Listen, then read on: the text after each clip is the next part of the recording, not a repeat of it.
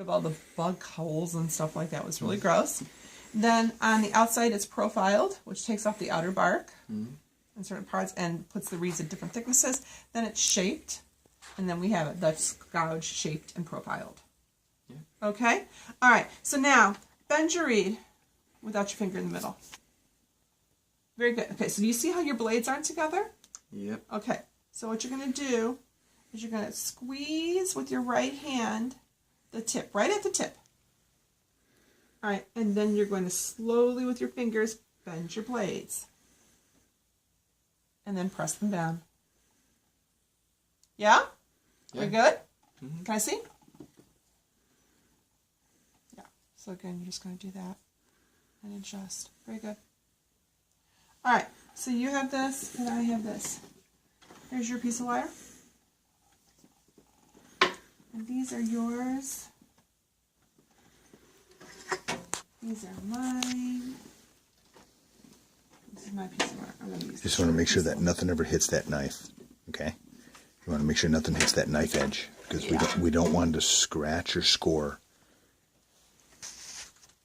All right, you ready? Yeah, and you'll be doing this on tail. Okay.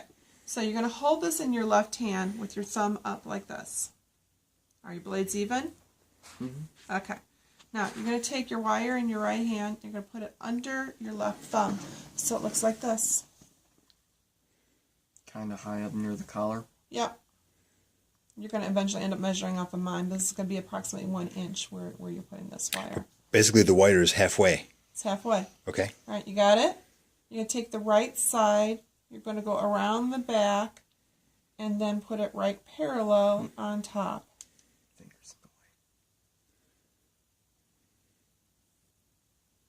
Yep, right underneath your thumb. Slip it right underneath your thumb so it doesn't cross the wire, but it's right.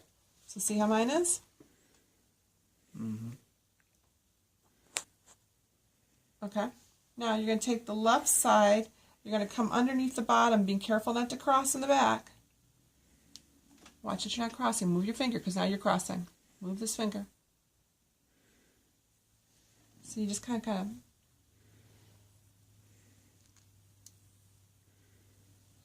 you flatten it. There we go. Bring it right on around top so it comes like this. You see how mine is? Mm-hmm. And then you're going to pinch in the middle. No. Yeah. And you're going to twist. Okay. You'll get this. Does it matter how many times you twist? Just to get it tight? It's just you're taking the slack out.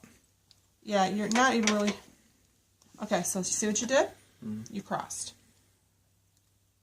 So this is where everybody has their first snag fill up, usually, except the people who are afraid of the knives. Then we have snags before that. So all I did is I uncrossed it, and you see how it looks like right there, parallel? Mm-hmm. And then you would just squeeze together in the middle and twist. Okay, so you see it's parallel in the back. Mm-hmm. All right. Now, you hold that still. You're holding these blades together still because you don't want those blades to go slippy on you because we haven't really tightened it yet. All right. Now, don't worry about the wire in my carpeting right now because I always vacuum after these things. I'm going to take and cut off. Yeah, so you're just going to cut off about maybe 1/4 of an inch, this gobbledygook up there because you don't want to deal with it.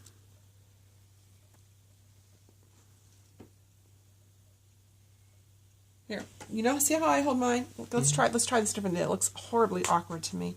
See, hold yours like I'm holding mine. Yeah. And then you just take and boom.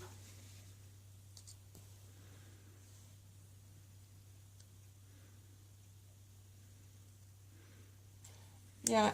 I think those pliers might be a little old. They're fine. They're fine. Okay. You just got to find the sharp edge. Yeah, don't go all the way to this nub back here. I noticed yours didn't cut well. If you stay more in the middle of that cutting blade. Stay on the sharp parts of the now blade. do it. Boom. And wiggle it a little bit. There you go. Okay. Comes off fine. Okay, there you go. Now, okay. So now I'm holding this. I'm going to grab the wire. And look where my fingers are, Philip. On either side. I'm going to give it a good tug. Now, this is where I've snugged it up. Okay. So you see how I've kind of pulled it all straight, so it's straight back here. Look at my twist, it's straight, and I got this big gap.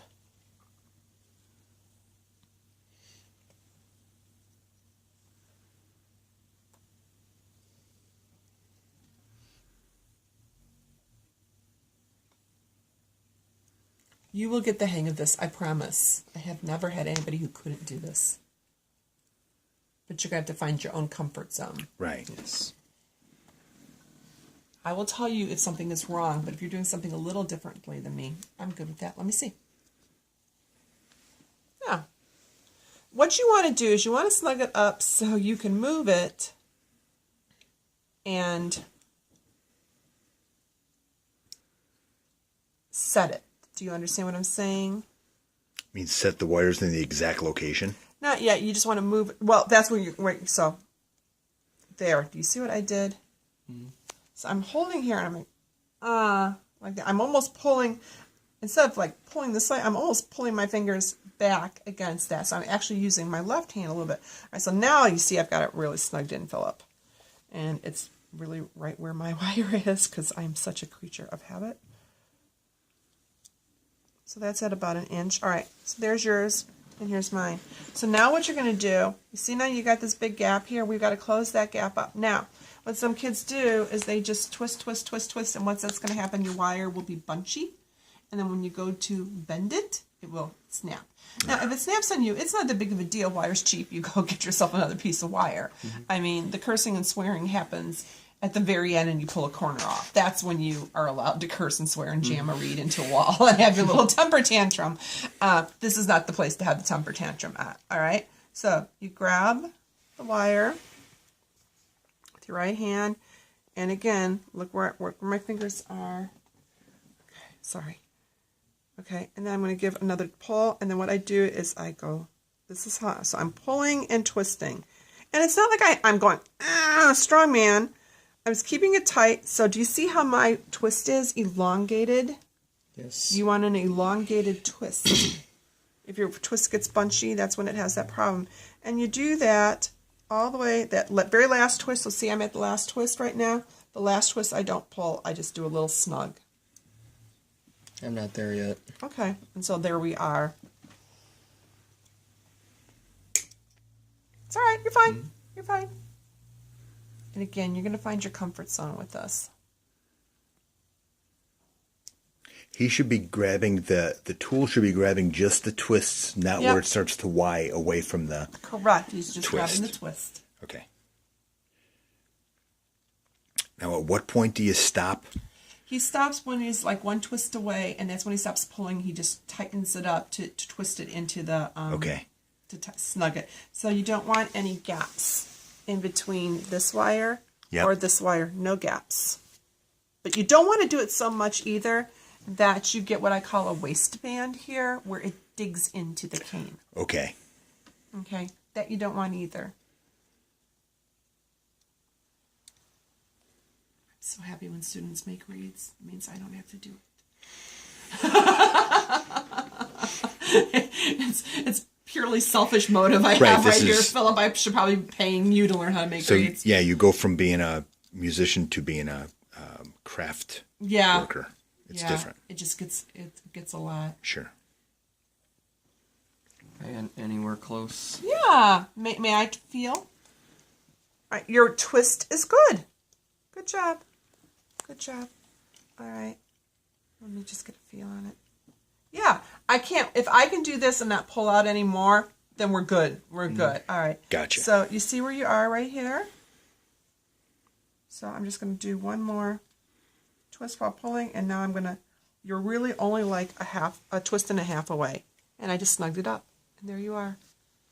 See, right now, Philip, you're a little scared, yeah?